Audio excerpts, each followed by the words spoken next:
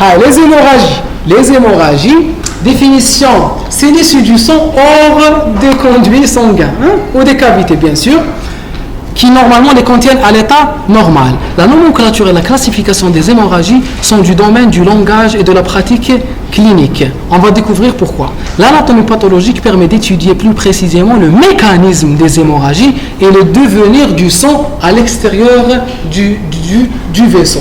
Donc on ne va pas étudier les causes de cette hémorragie. Est-ce que c'est un hématome intradural, un hématome extradural? Pourquoi il y a eu ce type d'hématome? On va juste essayer d'étudier très généralement la physiopathologie, mais surtout l'aspect anatomopathologique. Les mécanismes de l'hémorragie.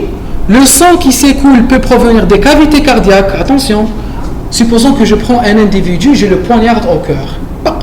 Il est poignardé au cœur. Donc ce coup de poignard, il va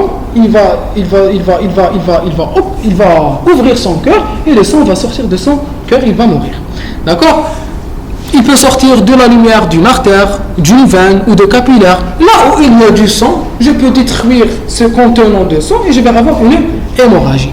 L'hémorragie peut résulter d'une brèche dans la paroi d'un vaisseau ou de la paroi du cœur. C'est une hémorragie par rupture. Cette rupture peut être le fait d'un traumatisme sur un vaisseau ou sur un organe sain. Par exemple, la rate qui est un tissu très vascularisé. Lorsque j'ai une rupture de la rate ou lorsque j'ai un accident ou j'ai un traumatisme de la rate, d'accord, je peux perdre beaucoup de sang et avoir une hémorragie interne. Elle peut également se produire sur une lésion préexistante. Je peux avoir une lésion préexistante, c'est-à-dire une faiblesse au niveau d'un organe qui n'arrive plus à supporter ces modifications, il devient plus fragile. Par exemple, un poumon qui contient plus de fibrose, un poumon un individu qui a subi une chirurgie, d'accord? Oui, un tissu qui est affaibli, et cet affaiblissement l'affaiblissement de ce tissu va le rendre plus facilement lésable. Dans d'autres cas, les hémorragies traversent par érythrodiapédèse une paroi anormalement perméable. Cette hémorragie se voit exclusivement au niveau des capillaires. Certaines hémorragies par érythrodiapédèse peuvent survenir dans un territoire étendu et entraîner une spoliation sanguine importante. Ici, on est en train de vous dire que je peux avoir deux types d'hémorragie. Une hémorragie avec rupture du vaisseau et une hémorragie sans rupture du vaisseau. L'hémorragie par rupture, elle est simple. J'ai un vaisseau, je le détruis, le sang sort. L'hémorragie sans rupture, c'est le fameux purpura. C'est une extravasation du sang. C'est une sortie du sang sans rupture des vaisseaux, mais à cause d'une anomalie. L'anomalie, ça peut être une anomalie vasculaire, comme ça peut être une anomalie des constituants du sang. J'ai une thrombopénie, par exemple, j'ai une diminution très importante de la quantité de plaquettes. Les plaquettes n'arrivent plus à tenir le sang à l'intérieur des vaisseaux. Il y aura une extravasation du sang. Et je peux avoir une spoliation sanguine très importante qui peut tuer le patient. Donc les thrombopénies sévères mettent en jeu le pronostic vital. Donc je peux avoir différents mécanismes, soit avec rupture vasculaire, soit sans rupture vasculaire, c'est le fameux purpura. Donc voici quelques aspects de l'hémorragie, d'accord. Donc une hémorragie pétéchiale par érythrodiapédèse. Une hémorragie pétéchiale, c'est-à-dire que je vais avoir des pétichies. Les pétichies, ce sont des petits points d'hémorragie, comme ici et ici. Très bien. Conséquences locales des hémorragies, elles varient selon le siège de l'hémorragie, son abondance, la pression sous laquelle le sang s'écoule. Allez. Le siège de l'hémorragie, je peux avoir une hémorragie cérébrale qui va comprimer le tissu nerveux, qui va créer une ischémie du tissu nerveux, qui va créer une mort cérébrale. Donc le siège est important. Son abondance, bien sûr, lorsque j'ai une rupture d'une artère et que j'ai une part importante de sang, la quantité de sang dans mes vaisseaux va diminuer, je ne peux plus donner une quantité assez importante de sang au tissu et je vais mourir. Donc la quantité, le lieu sont des facteurs importants. La pression sous laquelle le sang s'écoule. Où est-ce que j'ai un endroit où j'ai un écoulement de sang avec une pression très importante? Les hémorragies les hémorragies utérines. Les hémorragies utérines, lorsque j'ai une rupture utérine et que je regarde, quand les chirurgiens, les gynécologues ouvrent une patiente, ils vont sentir ou écouter le sang gicler. Tellement la pression est importante, au niveau de la circulation utérine, dans la mise en place de la circulation fœto-maternelle. Vous allez voir cela dans la rupture utérine. Très bien. Donc la localisation, elle est importante, la quantité de l'hémorragie, elle est importante, et la localisation de l'hémorragie, elle est importante. Pourquoi c'est important? Parce que selon la localisation, parce que selon la pression, parce que selon la quantité, je vais avoir des conséquences différentes. Une hémorragie cérébrale, c'est la mort imminente. D'accord? Une hémorragie splénique, ça va me donner une quantité importante de sang qui sort. Donc je vais avoir aussi une mort imminente. Une hémorragie utérine, elle va aussi me donner une mort imminente. Les endroits sont importants à préciser. Hémorragie interstitielle, par exemple, allez, on commence. Par l'hémorragie interstitielle, si l'hémorragie est minime et la pression est faible, les hémorragies vont s'infiltrer dans l'interstice du tissu conjonctif. C'est-à-dire c'est une hémorragie gentille. Il y aura des petits vaisseaux, d'accord? Il y aura rupture de ces vaisseaux, il y aura quelques hémorragies qui sortent vers le tissu conjonctif. Si le sang s'écoule de façon abondante et sous une pression un peu importante, les tissus alentours peuvent être dissociés et il se forme une cavité remplie de sang, c'est l'hématome. Lorsque la quantité de sang qui sort d'un vaisseau est importante, elle va me construire un hématome. C'est quoi un hématome? C'est une structure remplie de sang qui est sortie des vaisseaux. D'accord? Pour pouvoir construire un hématome, le sang ne doit pas sortir de l'organisme. Il doit être à l'intérieur du tissu conjonctif. Maintenant, il y a eu une rupture des vaisseaux, mais il reste emprisonné. Le sang reste emprisonné dans le tissu conjonctif pour pouvoir se circonscrire en hématome, pour pouvoir être organisé en hématome. Très bien. L'hémorragie au sein d'une cavité maintenant. D'accord, on a terminé avec le tissu conjonctif. On va voir dans un tissu, on va voir au sein d'une cavité. D'accord? Les conséquences mécaniques sont variables en fonction de de l'importance de l'hémorragie, du type de la cavité. Dans un certain nombre de cas, les hémorragies vont entraîner rapidement la mort ou des délabrements importants par deux mécanismes. La destruction d'un tissu vital dilacéré par une hémorragie interstitielle, comme un hématome intracérébral. Voilà, je vous ai donné l'exemple d'un hématome intracérébral. Les tissus cérébraux sont très sensibles. Si j'ai un hématome extradural, par exemple, il va me comprimer le cerveau, et en me comprimant le cerveau, il va ischémier le cerveau, et le cerveau va mourir. Donc, l'hémorragie, elle m'a causé des dégâts, non pas par l'absence de sang, mais par l'effet mécanique de l'hématome. C'est la présence mécanique du sang, c'est cette présence mécanique de sang qui m'a comprimé le cerveau, qui a créé une souffrance cérébrale et qui ont tué le cerveau. Le tissu cérébral ici n'est pas mort par absence de sang, il est mort par compression. Très bien. Hématome des surrénales avec insuffisance surrénale aiguë. Donc, il peut y avoir une destruction du tissu ou une compression d'un viscère. Exemple 1, compression du cerveau par un hématome extradural développé entre la dure mère et la paroi osseuse et extensible. D'accord? J'ai une dure mère. À l'extérieur de cette dure mère, il y aura une destruction d'un vaisseau sanguin. Le vaisseau sanguin se trouve plaqué contre le squelette. Le squelette n'est pas extensible, donc il va revenir en arrière et il va comprimer le cerveau. L'hémopéricarde comprimant le cœur et provoquant un syndrome d'insuffisance cardiaque par adiastolie. C'est la fameuse tamponnade. La tamponnade, elle peut avoir plusieurs causes. C'est quoi une tamponnade? C'est la présence aiguë de liquide dans le péricarde. C'est la présence aiguë de liquide à l'intérieur de la cavité péricardique. Parmi les causes de cette tamponnade, c'est la présence de sang à l'intérieur de la cavité péricardique. Elle va me causer une insuffisance cardiaque par adiastolie. C'est quoi la diastolie? La diastolie est l'incapacité de réaliser la diastole. C'est une incapacité de réaliser la diastole.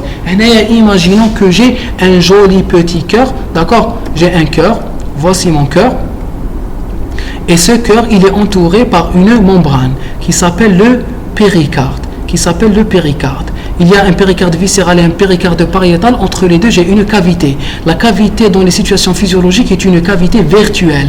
C'est une cavité où il n'y a pas d'espace. Des fois, il peut y avoir des anomalies, une inflammation, une infection, une hémorragie, d'accord, qui peut me remplir cet espace avec un liquide. Je peux avoir un hémopéricarde où ce liquide est du sang. Je vais avoir une augmentation de la quantité de volume de la cavité péricardique. Et le péricarde est un tissu conjonctif et c'est un tissu fibreux. À un certain moment, il ne devient plus extensible. Il ne peut plus se dilater. Et puisqu'il ne peut plus se dilater, la quantité de sang va augmenter aux dépens du volume du cœur. Donc le volume du cœur va diminuer.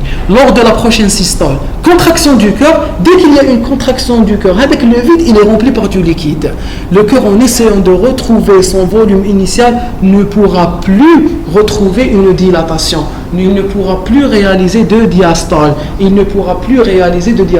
Et puisque le cœur ne pourra plus réaliser de diastole, il ne pourra plus se remplir. Et puisqu'il ne pourra plus se remplir, il ne pourra plus donner une quantité assez importante de sang à la périphérie et j'aurai une souffrance généralisée.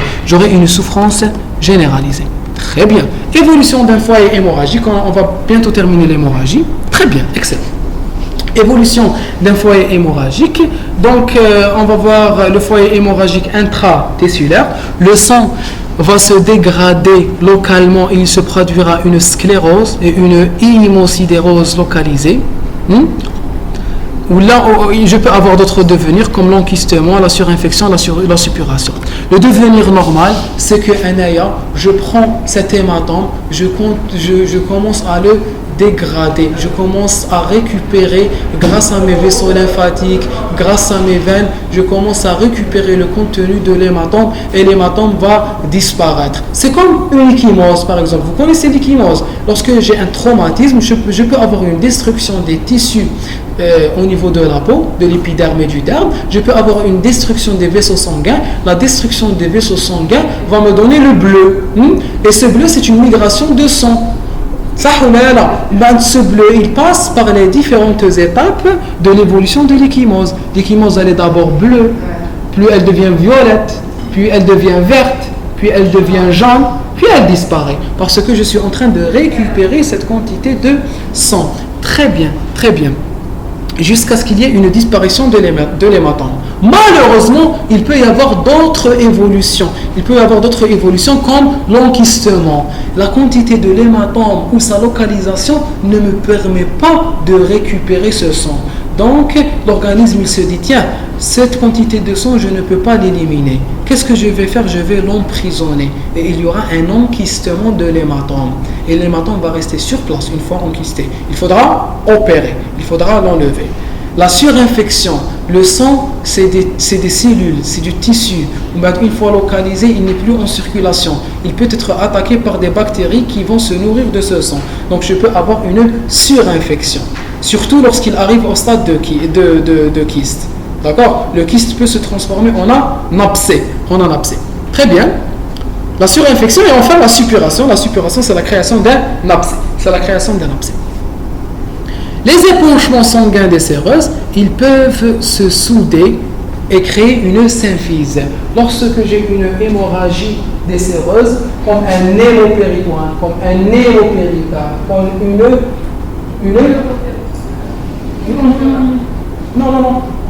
un épanchement pleural, une pleurésie hématologique ou une hémorragie pleurale. J'ai du sang.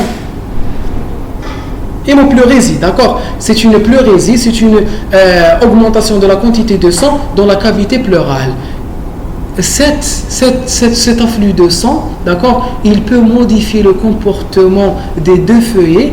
Lorsque j'essaye de récupérer les deux, lorsque j'essaie de récupérer le sang, je vais créer de la fibrose. Les cellules inflammatoires vont dire, parce que l'afflux de sang, il y aura une augmentation de la quantité du sang au niveau de la séreuse. Donc il y aura des cellules sanguines qui vont venir, il peut y avoir des petites infections, il peut y avoir une suppuration, il peut y avoir l'arrivée de fibroblastes. il peut y arriver, il peut se trouver une arrivée de fibroblastes qui vont essayer de réparer le tissu. La réparation du tissu va se faire en créant de la fibrose, et la fibrose va coller les deux feuillets, va coller les deux feuillets de ma séreuse. Il faut savoir que toutes les séreuses, vous savez très bien que les séreuses au stade embryonnaire, elles se développent à partir de deux parties différentes. La séreuse viscérale se développe à partir du splanchnopleur intra-embryonnaire, alors que le feuillet pariétal se développe à partir de la somatopleure. Et la cavité intra-séreuse, la cavité péricardique, la cavité pleurale, la cavité péritoniale dérive du cœlome externe et du cœlome intra-embryonnaire. Vous vous souvenez du cœlome intra-embryonnaire? Le cœlome interne.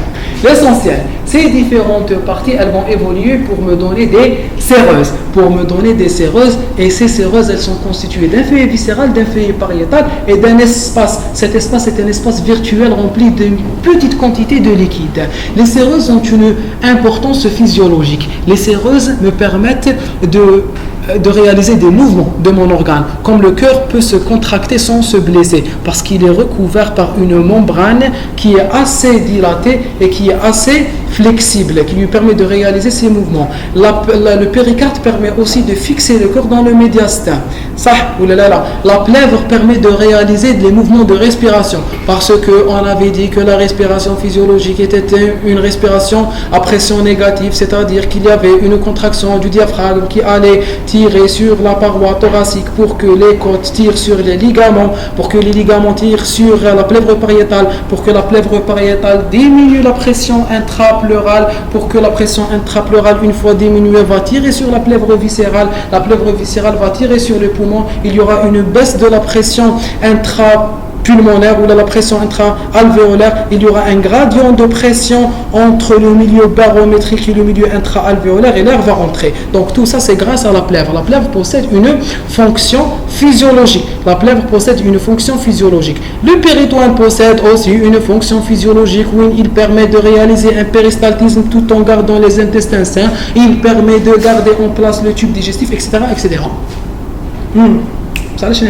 Et il faut savoir que ces différentes cavités, une fois inflammées, il y aura des cellules inflammatoires qui vont entrer à l'intérieur de ces cavités, entre le feuillet viscéral et le feuillet pariétal. Les cellules inflammatoires, avant de partir, ils vont laisser de la fibrose. L'endroit, c'est un endroit à problème. Je dois le fermer. Quand il y a un endroit à problème, d'accord, vous vous souvenez, dans les années 90, la police, quand elle trouvait des issues où fuyaient les terroristes, elle les fermait. Parmi les endroits fermés, ce sont les fameuses gouttières باب الواد على بها كنا الحمله تاع باب الواد ما لقاش الماء وين يجوز parce que c'était bloqué. C'est pas notre sujet. L'essentiel c'est que les cellules inflammatoires vont bloquer le milieu intra-séreuse en créant de la fibrose. Donc ils vont souder les deux feuillets. Le feuillet viscéral et le feuillet pariétal vont se souder. C'est très dangereux pour mon organisme parce que la séreuse ne pourra plus changer de volume. Le péricarde ne pourra plus réaliser une bonne diastole. D'accord, le poumon ne pourra plus réaliser des mouvements respiratoires adéquats. C'est ce qu'on appelle la pachypleurite. Qui est une évolution dangereuse de la pleurésie. D'accord? C'est ce qu'on appelle la symphyse. La symphyse est un accolement. C'est un accolement entre deux choses. La symphyse des deux feuillets est le résultat de la fibrose. Donc c'est un des résultats de ma fameuse hémorragie intraséreuse. Et on a terminé avec les hémorragies.